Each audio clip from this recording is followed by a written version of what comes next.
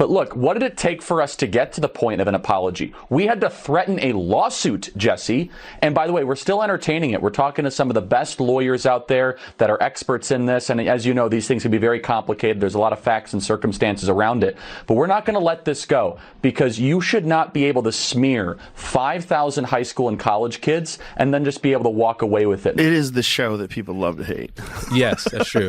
That's true. They get so much hate watching and hate watching viral clips of them saying ridiculous things. I mean, it is a rabies-infested hen house. Joe Rogan reveals something so brutal that even Sunny stick around to watch the epic showdown that has everyone talking, laughing, and possibly questioning their life choices all at once. Hostin's jaw drops, and if that wasn't enough, Charlie Kirk just went full courtroom drama mode and sued The View for a cool $100 million. What wild chaos just exploded on live TV? And the reason they felt they needed to do that, Jesse, is because if they told their audience the truth, that when gas is the most expensive it's been, flights are super expensive, that 5,000 kids decided to spend a weekend in summer traveling across the country to go hear from conservative speakers, maybe the audience of The View would think twice about all of their ideas. That's why they felt so compelled to try to smear our wonderful summit this last weekend. Yeah, they have nothing else to talk about. Maybe you should get the lawyer that worked on that Covington Catholic school case. What was that, a $200 million settlement? When you think that daytime television has reached its most dramatic level with celebrity feuds and embarrassing political hot takes, someone sues The View for $100 million. And that's exactly what occurred. Charlie Kirk, the political hothead who has been in the public eye for some time, chose to launch the most extensive legal battle in the history of morning talk shows. And spoiler alert, things went worse than a heated Thanksgiving. Culture shift between right and left authoritarianism, and now people don't recognize that if you just stop looking at it in terms of red and blue, look at the actions, whether it's war, suppression of free speech, pharmacological interventions that are mandatory, right, whatever it is, that used to all be associated with the authoritative right, the authoritarian right, and now those things are being embraced by the left. And I just think it's just an ideology thing, and I think we get confused and we think we're on the right side, and if it's our side that's saying this, for sure that's the right thing to do. And no one's critically thinking about this. Joe Rogan is the gateway drug for young men that thought they were Democrats to become MAGA. Joe Rogan is the bridge. And on that bridge, they'll see RFK. They'll see Elon Musk. Let's now simply acknowledge the scale at this point. For reference, I lost a few Twitter followers and lost $100 million. It would be better to start selling popcorn franchises. Instead, $100 million might finance an independent space expedition to Mars or purchase a small nation. Charlie Kirk determined that it was the ideal quantity to toss at The View, a daytime chat program renowned for its tumultuous blend of celebrity rumors, anarchic opinions, and occasionally political criticism that occasionally lands like a lead balloon. Charlie Kirk's the founder and CEO of Turning Point USA and the author of the new book, The College Scam. So, Charlie, do you accept The View's apology? I mean, regardless of whether or not I accept it, the question is, do our students accept it? That's really what's at heart here. They went after our 5,000 students at our event there of high school and college kids. And look, I get attacked all the time. People say false things. I'm a public figure. But when you go after 16 and 17-year-olds that travel from across the country that then have to live for the rest of their life with a shadow over them because someone at ABC says that they might be linked to neo-Nazis. What in the world caused this lawsuit then? We're not referring to a pointless Twitter argument or a misinterpreted joke, but rather careless comments on The View that reportedly went too far between a hot take and a legal nightmare. Everyone yells louder than they listen on daytime TV, which can occasionally feel like a high school lunch table. This time, the ranting allegedly escalated into a lawsuit-level issue. Her disgusting, gross elitism and her complete out-of-touch nature with respect to the rest of the world. Sunny Hostin goes on The View and decides now would be a great time to dump all over the so-called uneducated. What we did not have is white women who voted about 52%, right, for Donald Trump. Uneducated white women, is my understanding. You have Latino men, actually, voting more for him. And you have, and black men was not the story. We're not the story here because they voted almost 80% for the vice president. Right. Just because you didn't go to college doesn't mean you're stupid, and it doesn't mean that you don't have wisdom. You can go to college and get a bunch of irrelevant facts about how men can allegedly give birth or whatever they With a background steeped in law and justice, Sunny Hostin is no stranger to controversy and frequently serves as the panel's voice of authority. However, in this instance, her legal expertise did not prevent her from becoming the face of what critics refer to as reckless commentary, as if anyone was supposed to provide nuance and careful analysis. This is where it becomes wonderfully ironic. Sunny was the main suspect in the crime of careless conversation, and now she's in the crosshairs. When he focused on this lawsuit and Sunny Hostin's role in it, the internet gathered ready for the fireworks rather than a dry legal breakdown or dull commentary. Joe Rogan, the podcast king who thrives on wrestling with controversial topics, jumps into this mess like a bull in a china shop. Rogan is known for his brutally honest, no-filter style, which combines humor, skepticism, and occasionally outright roasting. Rogan launched a torrent of caustic jabs and scathing satire. His assessment went beyond simply analyzing the lawsuit's merits. It was a comprehensive dismantling of the careless manner in which it seems like The View handled this circumstance. Imagine a master class in public roasting where every remark cuts through the typical daytime TV nonsense and lands right on the spot. I have no hate for Joy Behar. If I saw her, I'd give her a hug. I'd probably say the same thing about me if I was her. You're worried about losing your job, and you're worried about podcasts taking over, and who's the source of news, and we said Donald Trump was Hitler, but half the country disagreed with us, and he won, and this is fucking great, and Joe Rogan believes in dragons. I don't hate George Bay. If I saw her, I would hug her and probably say the same thing about myself. If I were her, you would be worried about losing your job, about podcasts taking over, and about who is the news source. We claimed that Donald Trump was Hitler, but half of the nation disagreed, and he won, which is fantastic. And Joe Rogan believes in dragons. With that show has this very specific ideological bubble in which they operate in, and they always bring on a token conservative woman and they yell over her and silence her. And, they did that with Meghan McCain, and they did that with what is that other blonde woman from Survivor? Do you remember her, Jamie? She was always yelling. I mean, it's a bizarre show. I think the way before you start, I think the way you described it is brilliant, and the way we should all look at it. Of course, you're going to see race. The idea of being colorblind is ridiculous, but treat everybody. They're just human beings. Yeah. Everybody's just individuals. Joe Rogan. The contrarian always sided firmly with Charlie Kirk. This wasn't just a casual nod, it was an outright endorsement of the lawsuit's premise. He framed it as a necessary wake-up call for a media outlet that apparently treats serious allegations like a casual game of who can shout the loudest. If anyone needed a reality check, it was The View, and Sunny Hostin was the poster child for that recklessness. So how did Rogan achieve this humiliation without any in-person confrontation or on-air shouting match? He used the power of podcast commentary, internet reach, and a biting sense of humor to exaggerate the absurdity of the situation and paint The View as a legal disaster waiting to happen. Let's first examine the structure of this public roasting, where a group of commentators are hurling explosive claims like confetti at a New Year's celebration. Rogan emphasized the lawsuit's enormous scope. Hundreds of millions of dollars isn't just a casual insult. It's a declaration that someone's livelihood and reputation are at stake. But The View's response seemed almost indifferent, as though they were accustomed to baseless accusations being made with no repercussions. Then came the irony.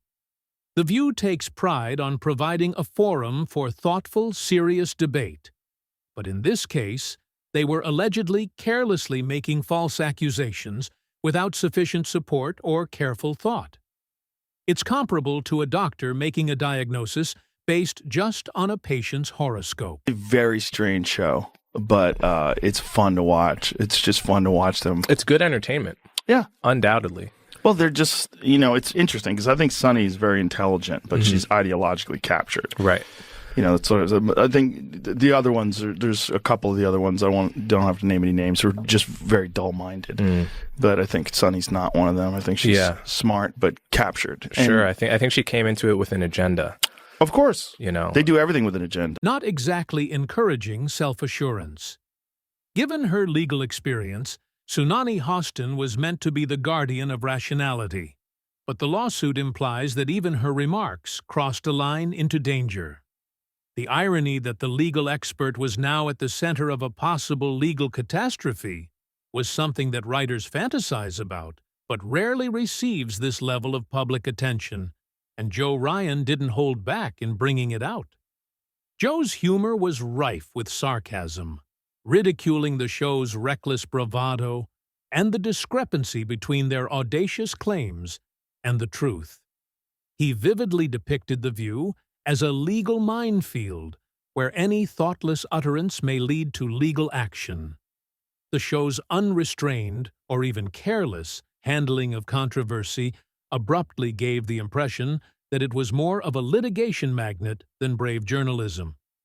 The lawsuit's potential to send shockwaves through daytime TV and cause the free-flowing style that makes The Viewpoint so popular to suddenly come under scrutiny is what makes this all the more intriguing. Imagine a world in which hosts reconsider booking celebrities, because the legal bills start to mount more quickly than the celebrity guest bookings. Joe Rogan's analysis also suggests a broader media trend. Podcasts and independent platforms are increasingly taking the lead as the new arbiters of public opinion, frequently with greater reach and less filtration. I had to read the thing about The View because I just thought it was funny. What's That's the the only reason why I read that about me. Dragon lover. The radio, Joy Behar was trying to say that I believe in dragons. Wait, what is this? I just heard about it. I checked it. And the lady goes, did you double check this? She goes, I checked it. He believes in dragons. Should be like you think Sasquatch, they lived alongside of people. Wait, it was from a wildlife biologist who came on my podcast. It was from Forrest Gallant. Gallant? How do I say his last name? Great guy. I love him. Yeah. He's awesome. But he was saying... The old media guard may be losing ground, or at the very least experiencing significant difficulties when someone like Rogan publicly undermines the integrity of a big TV show and supports a lawsuit. The anatomy of Joe Rogan's humiliation of Sunny Hostin is a masterclass in transforming a legal drama into a laugh riot, while exposing the gaps in The View's position like a wrecking ball through a paper-thin wall. To start, Rogan didn't just enter the lawsuit with the tact of a cat burglar. Instead, he stomped in wearing a T-Rex costume, swinging humor and logic like oversized wrecking balls. His main points were deliciously savage and precise. He focused on how The View, a show purportedly based on serious discussion, had apparently devolved into a careless rumor mill that was sling out inflammatory claims about Charlie Kirk without any supporting evidence. It was like watching someone juggle flaming swords while wearing a blindfold. Sure, it looks impressive, but you're just waiting for the inevitable catastrophe. As a lawyer by training, Sunny Hostin should have known better than to make broad, damaging accusations on live television without supporting evidence. But apparently, when the cameras rolled, logic took a coffee break.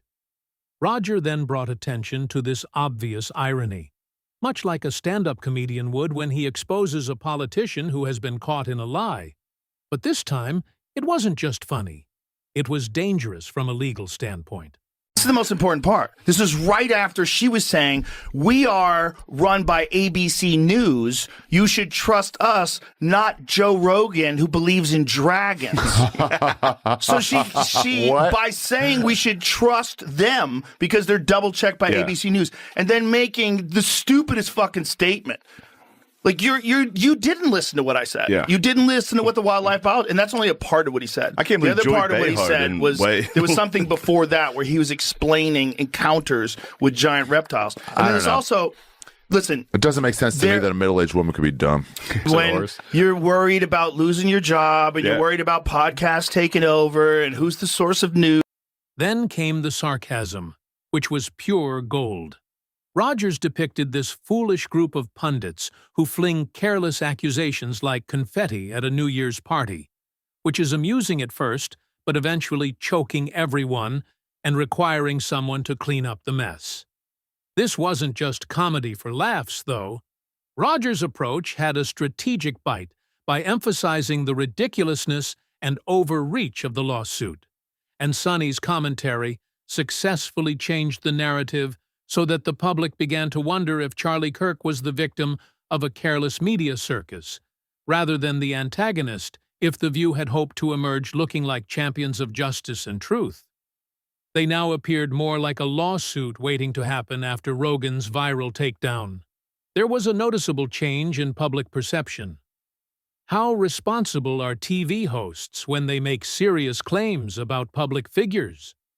Was the deeper question that Rogers shifted the focus from the lawsuit's eye-catching financial amount. Nobody missed the irony that a podcast presenter who is frequently viewed as representing the Wild West of media was criticizing a popular show for being careless. Not really their audience. Their audience is a group of people they bring in to watch television shows. You know, I don't know if you've ever seen audiences before for TV shows, but a lot of them are paid. They're paid to be there. So, because they have to guarantee that there's going to be people there. So there's services that you hire. And when a show gets really, really popular, you know, like Letterman or something like that, obviously it has its own fan base. Right. Those people will try to get tickets before anybody else does. And in that case, they probably don't need to use a service anymore. They just get actual fans. But arguably, like the fans, the real fans of The View that are like, oh, these ladies are on point. Most of those people can't leave the house. Like they're probably immobile. Right. Joe Rogan's vicious roast was more than simply amusement. It served as a wake-up call that reverberated well beyond the court case, which leads us to the potential ramifications for public debate and daytime TV if this lawsuit sends a message. Now that the stakes are higher and legal accountability is more than just a rumor circulating in the background, this carelessness in criticism is more than simply a slap on the wrist. Rather than just creating viral tweets, hosts who treat serious claims like game show cliches may soon find themselves writing millions of dollars in checks. This conflict can make daytime talk shows reevaluate their entire strategy. Imagine a world where hosts pause mid-rant to triple-check their facts, not because of editorial guidelines, but because their lawyers are breathing down their necks. The lawsuit could act as a regulatory hammer, changing how media outlets handle controversy, particularly when politics and culture mix like gasoline and matches. The days of hurling around hot takes with no fact-checking may be coming to an end. However, there's a bigger picture. The part played by Joe Rogan in this spectacle indicates a change in the mechanics of media power. When someone like Rogan takes a stand against a major TV show and publicly humiliates a well-known host, it's a seismic event that suggests that traditional media's monopoly on influence is breaking down, and that public opinion can now be shaped outside of the typical corporate echo chambers. Independent platforms, powered by millions of listeners and viewers, are no longer just sidelines. They're the main event.